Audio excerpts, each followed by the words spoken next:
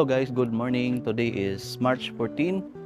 Maato day mi karon sa Sibunga kay maato mi sa Berhen sa Simala kay birthday man ni Masinda tong March 12 and then naam to duty and then karon mi moadto Saturday. Niya may bawi guys kay i-surprise siya mga anak o siya mga apo nga naa sa Danau.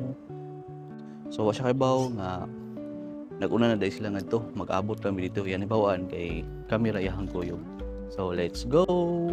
Oh, outfit chic, be? Outfit chic! Eh! Narayahang mintor.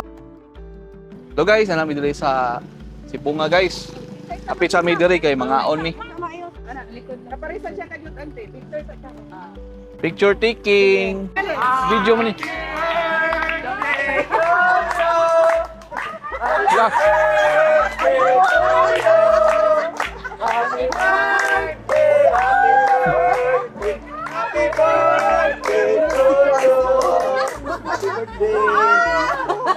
Wapag ka manana mo!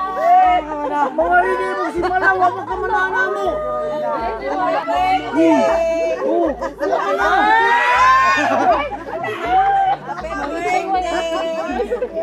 Napayusa!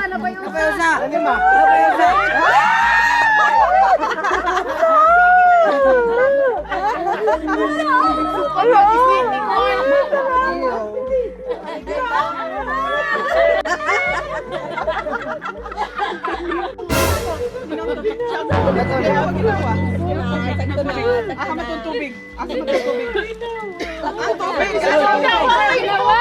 So ito guys, surprise na po si Masinda guys. Kuha siya kay Bao, taga Danau na ate. Good morning ang alahang gisakyan guys. Nag-rent kami car para sa mga taga Danau. Kabuhi. Then surprise. Nagawag siya kay mga ayaw siya panit sa lechon. Inasal. Salamat kayo sa paghatag nimo sa laing katuigan nga imong gi-bless ang among mama nga nag 70 years old gahapon Lord ug padayon ang celebration karon Lord with the family. Among gipangayo pinaagi ni Kristo nga among Ginoo. Amen. Happy birthday, guys. Guys, mga ano guys?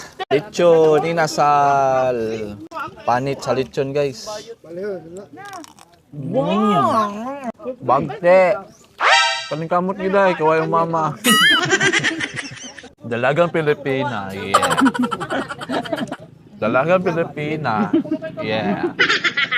Hello G, nang kaputatan. Ano na daan? Luto mano? Bagte ano? Insert si sis. Insert kay wa diri.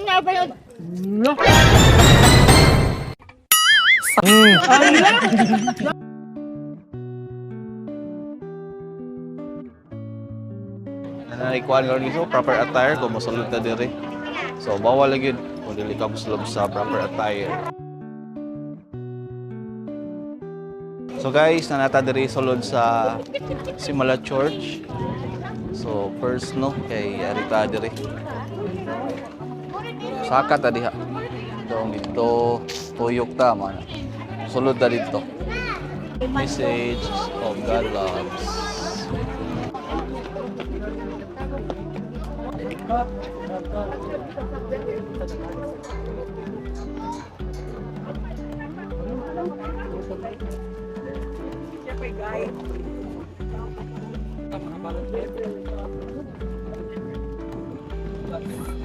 Alright, so nandito guys sa linya, no? Ang last sa linya.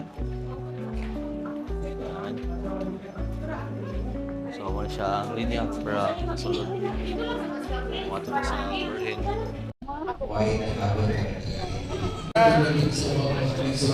Pamili siya atong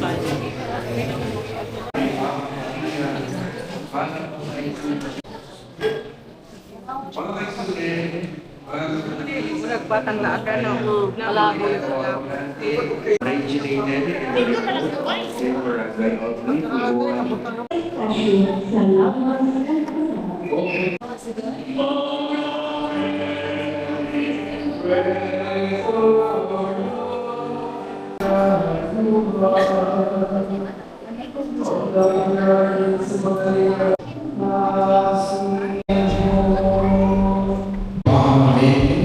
Ibigay kami pahay at sa pagminalo mga problema mga salagalan sa kamay sa pagkakulo lalo na po sa Pilipinas.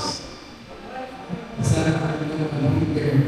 Mo ni guys ang akong altar sa Virgin sa Simala.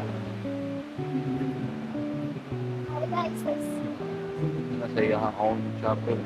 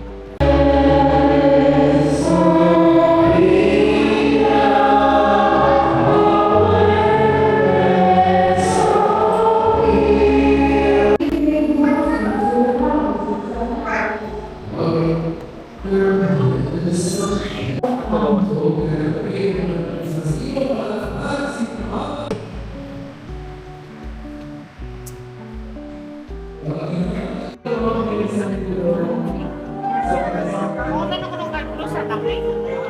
For souvenir.